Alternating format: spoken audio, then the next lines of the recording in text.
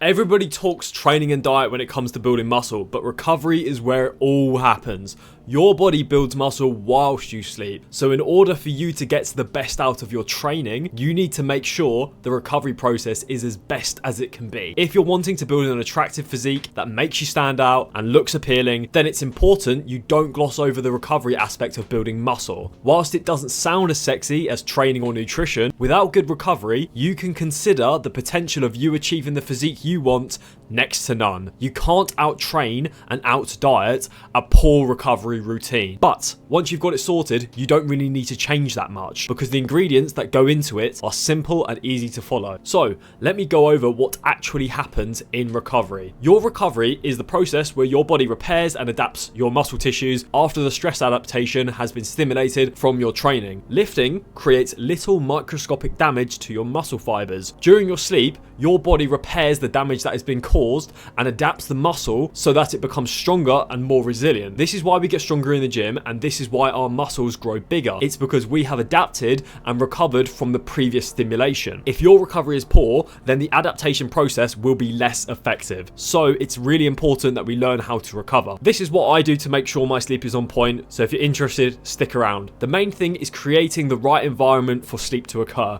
There are external cues that your body looks for in order for it to be able to wind down. So things like darkness, a slightly cool temperature, as well as low noise levels all contribute to that feeling of sleepiness. Contrasting this, if your bedroom environment is too bright, too hot, and too loud, then it's going to make it hard for you to rest. So my advice would be to avoid having bright screens on before bedtime. Screens emit something called blue light, and what blue light does is that it signals to your brain that it's daylight. And what this does is it suppresses a hormone called melatonin, which helps your body relax, and it's associated with sleepiness. You must turn off screens an hour before bed if you want to make the most of your sleep, and instead do something like reading or journaling before bed as a way of allowing your mind to wind down before you sleep. This is massive for improving your recovery. I want you to think about how your brain feels when you're sitting there watching something on your phone and it's really bright. Your brain feels kind of scratchy when you've got that really bright light shining into your face. It's really heavy on your eyes and it's kind of disorientating. Instead, what you should do is just journal or read, and what happens when you do this is your body slowly drifts into that state where sleeping is easy. You don't get this weird head rushy feeling where you're like, oh wow, it's so bright. I used to really struggle getting to sleep myself, and since I've implemented this,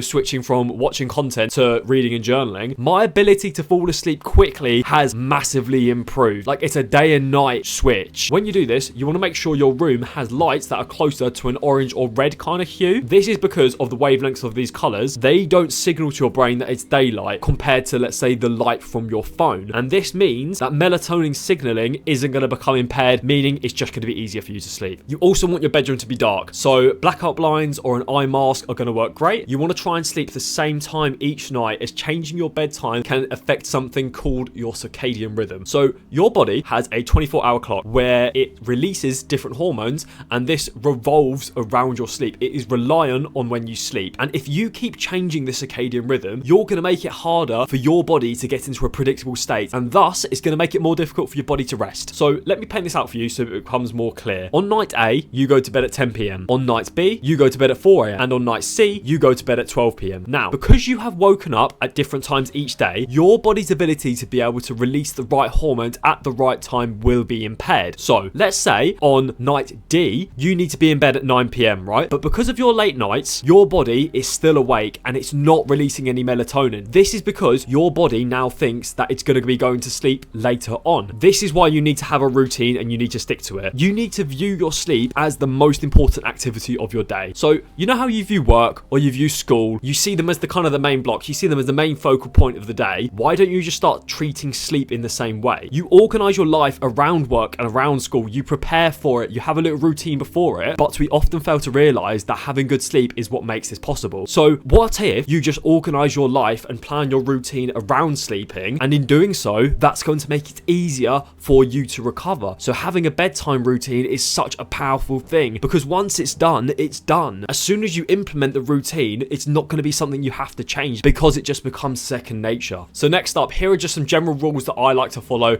to create the right environment for sleeping. So caffeine has a half-life of 7 hours, meaning that if you consume a coffee at 9 a.m. with, say, 80 milligrams of caffeine in it, at 4 p.m. there will still be 40 milligrams of caffeine in your system. Now, this is really problematic. If you have a coffee in the afternoon, or if you take a pre-workout for an evening session, you're still going to have caffeine in your system come bedtime. Now, caffeine disrupts your sleep by blocking your adenosine receptors in your brain, which suppresses your ability to be able to sleep. And your adenosine receptors help modulate your sleep. So having caffeine in your system is going to inhibit your ability to be able to recover properly. So my advice, and this is something that I stick to and it works really well, just keep caffeine to earlier in the day. It's a really easy fix. Just don't have it after midday. Once you get into the afternoon, just kind of have like maybe some sugar or something, or you have like a non-caffeinated beverage, and it just works perfectly and it's not going to impact your sleep in any way. Next, you really want to avoid having large meals before bed. Now, this is because it's going to feel uncomfortable, as it's a lot for your body to process. When you feed your stomach a lot of food, a lot of blood has to rush down there to be able to break it up, and a lot of enzymes have to be released. It's just a lot of work for your body, which is going to make it harder for you to sleep. So my advice, just try and keep about 2 hours between your last meal and your bedtime. Next up, you want to avoid drinking too much fluid close to bedtime, as this can cause you to wake up multiple times each night, needing to go to the toilet, and the more you wake up, there's going to be more of a likelihood of it being harder for you to fall back asleep. So best practice for you would be to just taper down your fluids as you approach bedtime. Try and avoid anything about an hour before bed, and then you're going to be sorted. Next, supplement magnesium glycinate. Not only is it great at promoting muscle relaxation, which helps you ease into getting to sleep, but it is also responsible for near enough every single process in your body, and nearly everybody on earth is deficient in it. It's a really cheap supplement. I'll put a link in the description. Just go buy some. It's so worth the money. And lastly, we need to talk about stress. Stress is governed mainly by the hormone cortisol. Cortisol is released as a means of providing alertness to your body. So say if there's a threat nearby, cortisol is going to help your body to shift into gear to be able to deal with this threat. And the effects of cortisol directly counter that of sleep. So having high levels of this hormone will make it harder for you to recover properly. So it's really important that we manage this, as it's something that will disrupt our sleep. Now, I'm going to tell you about how I personally manage cortisol, as I feel that this is something which is more beneficial through anecdotes. In the past, I have really gotten into bad states where my cortisol levels were so high to the point where I could barely sleep even for a few hours. I had constant headaches, my skin felt itchy, and I lost a ton of muscle. So now there is a way that I have crafted my life to be able to mitigate this from happening again. Firstly, it's about protecting my mind. Often, a lot of stress that comes into your life will be from social media. You're always shown crap online, stuff about the news, wars, dramas, conspiracies, people in life doing better than you, and it just gets you into this really negative state. And in the long term, this can really elevate your cortisol unnecessarily. So to mitigate this, I am very selective with the media that I consume. I try to avoid short form content altogether, because with short form content, you can't actually control what you're being shown, meaning you're reliant on the algorithm to show you content, which means there is a higher likelihood of you being shown stuff which is going to trigger you, and it's going to release cortisol, and it's going to get you stressed. So I don't have Facebook, I don't have Instagram or TikTok on my phone. I don't consume any of this stuff, and instead I just watch long form videos like YouTube, I listen to podcasts, or I just read. That is it, and I find that this works really well for me to be able to get some stimulation and without stepping into a stressful territory. Next, I have a system for keeping my brain in check. Now, because I'm a Christian, each morning I say my prayers and I thank God for just the little things. I've actually found that gratitude really helps shift me away from stress, because what it does is it forces me to focus on what I have rather than what I don't have. So a lot of the stress that you probably face is from your current life situation. You stress about not looking the way you want, you stress about not having a girlfriend, you stress about not having the career that you want, or the money that you want, or the life situation, and it just all becomes way too much. When you have gratitude, it completely shifts you away from that crap. And what it means is that your mind is going to just focus on the good things. So even if you're not religious, you should still practice gratitude. Simply, each morning, spend a little bit of time away from your phone, just alone with your thoughts, and think about the things in your life which you are appreciative for. You have running water, you have food, you have a bed, you've got so many things, you've got a car, you've got a job, you're so lucky, and it's so easy for us to focus on what we don't have rather than what we do. Mindset is the big thing here. Like we both know, our brains can very easily send us into some negative spaces, so it's really important we prevent this from happening. And when it comes to preventing stress in my body, let's say, I avoid eating processed food. So what you eat can actually contribute a lot to the level of cortisol you have in your body. So I don't consume anything with way too many ingredients, as a lot of things, like you've got seed oils, you've got processed sugar, you've got additives and preservatives, all of these things can disrupt your body and cause it to be in a state of chronically elevated cortisol. Your body senses stress when there's things in your body that shouldn't be there. So when you're eating things with all these added ingredients, all these chemicals, your body doesn't like it because it's not meant to be in your body, and as a result of it, your body releases cortisol and it stresses itself out as a way of dealing with these things. So this is why you should be really cautious with the diet you have. As well as this, I don't drink alcohol and I don't do drugs. I just eat a whole food, non-processed, clean, high protein diet. And to finish this video off,